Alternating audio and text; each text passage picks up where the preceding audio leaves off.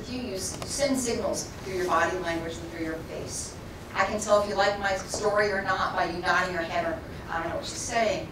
So when you see that in an organization, when you're in an open environment, you can see when people are innovating, you feed off each other's excitement. It's like the rotten apple, analogy. If someone is frustrated and angry and or depressed, it can affect the team.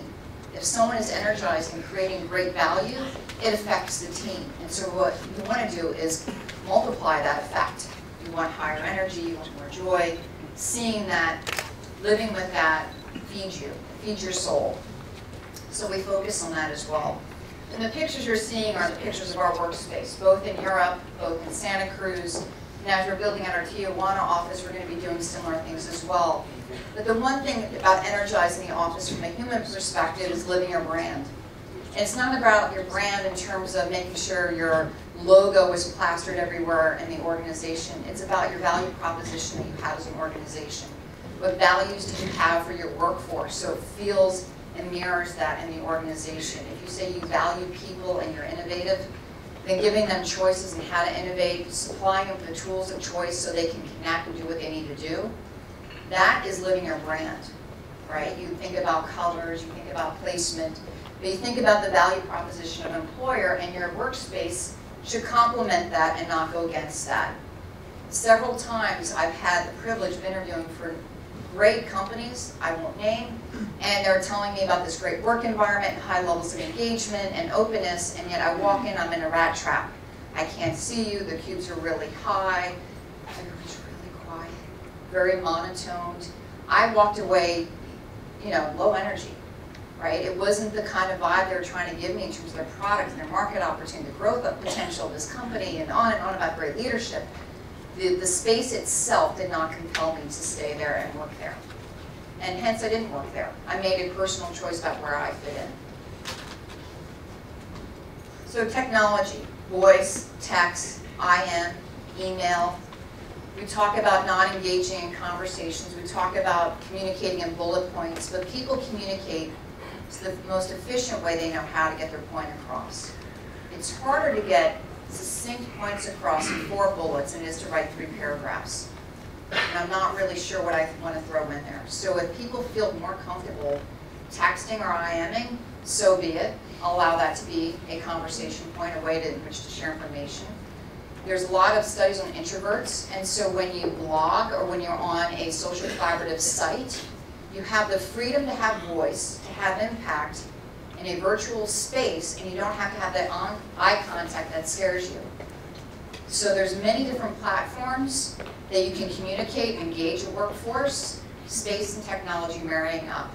Meet your style, right? That's important. You have to figure it out, what works. You are bringing your technology to the footprint. IT and HR need to enable you to do so. You have a remote workforce. I need to help engage managers on what does that mean to enable remote workers and feel like they're being productive and making sure that you have the right tools in place. Those are our things that we're focused on. Do we have it nailed yet? No. We're throwing the spaghetti against the wall and figuring out. Different cultures work differently, and so I'm learning how to adapt to that. It's not one size fits all, so Tijuana will look different than Santa Cruz, will look different than China. That's how I want it to be, right? Because the people that work in China are different, right? They have different needs. So my job is to enable them to be the best they can be. So the benefits. Again, higher discretionary effort. I want you to want to stay. I'm competing with Starbucks on your couch. I want you to have a destination. I want you to feel comfortable when you come in and visit with me. We have no issue with, focus space. People tend to find an open room. We keep it offline. You don't have to book it. There's lots of small spaces. Most meetings are under 4 people. When you see an organization that has created conference rooms for 10, 15, 20 people, you've missed the mark. It's a presentation room, not a conversation room. So if you're thinking about really good conversations, think smaller conversational rooms. That's what they're about, and enable that technology with flat screens and whiteboards and tables you can draw on, whatever works for you in your organization. And be responsive, because people will bring in their technology, people will bring in their application, their style, figure out what works, and then throw out the things that don't work. because the workplace is evolving and we need to try things. But if you have a modularized workspace, when you have the core of it right, then it can scale. It will meet your needs. And then lower costs. So a lot of companies are densifying. They're having, the cost attributes of, taking 3 buildings down to 1. You're closer together. How do I get my space? How do I get my, tools and my, personal belongings on the desktop? And a lot of people are worried about hygiene. Well, you're going to learn how to do all that together. So if you're doing hoteling, you get the wipes for sanitizing. You figure out ways in which to get supplies there. You're figuring out lockers. There's a way to respond to these needs. The goal is to respond to them. You can't say no thank you. And so we're going to continue with the journey of Plantronics. We're going to continue to learn how to communicate and have different spaces.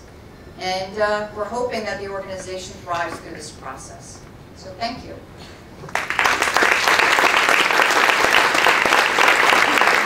So Pat did a good job of leaving herself 5 minutes to take questions, but I'm going to ask her the first one because I think people will be shy to ask this, especially when we ask them to identify themselves and their company.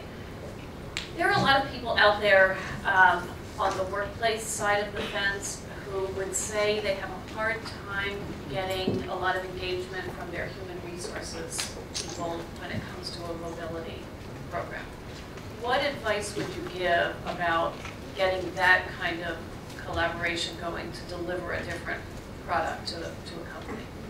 Mobility meaning, define mobility for me. So Meaning a flexible work practices, people can work anywhere, anytime, because it makes more work for human resources, really. And managers. Policy issue, managerial issue, right. There's a lot of fear. So depending on your demographics of your workforce, if you're exempt or non-exempt in makeup, you have different challenges. And tools and technology allow those challenges to be chipped away. So if you're worried about productivity and they're a service organization, there's tools to monitor service for a customer.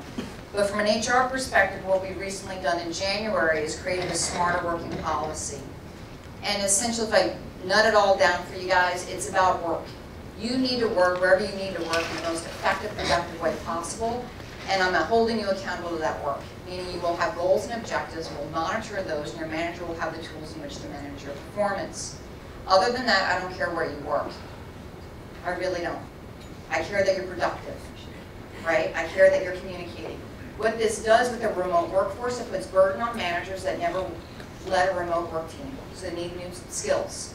So my HR team has to train you, right? How to communicate, how to have trust. Trust is a big word. The other thing is in terms of monitoring performance, do you have the tools? How do you measure it? How frequently do you measure it? And what I'm finding as a result in the last 6 months is a bigger emphasis on communication.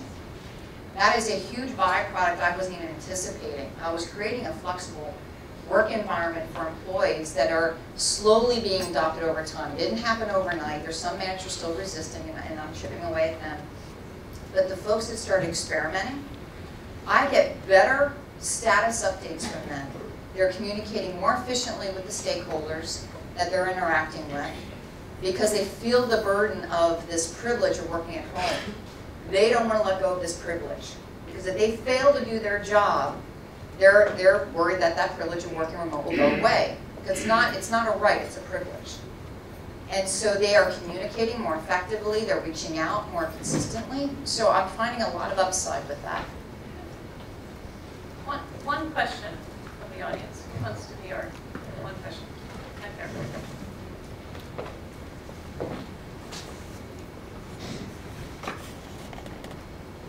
Hi, I'm Mindy Williams with Workspaces, and you just brought up something about training your managers to help manage remote workforces.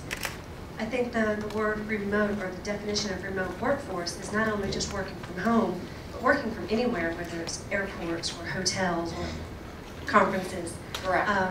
Is there a specific training that you put your managers through on how to manage these kind of remote workers? So the question for those of you that may not have heard it is there specific training I put my managers through to teach them how to manage remote workers? We haven't gotten into a formulaic approach yet. What I bring them in together is brown bags and conversations, understand root cause, what are they worried about, and what tools already exist today that they may not be taking advantage of. because each person has a fear from a different perspective. They're fearing that they won't get the information in a timely fashion, the productivity may dip, how do they manage that? So once I get all that together and understand the root cause, then I'll bring the managers together and say, okay, here's how you do goals and objectives and manage on a weekly basis or a monthly basis productivity. Those of you that are worried about service, there's tools for customer support, and allow the tool to enable you to do that and not lead through distrust. Once you lead through distrust and ask them, did you do it, or ask them to write extra reports for you, it feels disempowering to an employee. So there's a balance you have to give them, but each manager is approaching the problem from a different perspective. So there's not one kind of training that meets all. I kind of look at what angle they're worried about. Thanks, Pat. Thank you.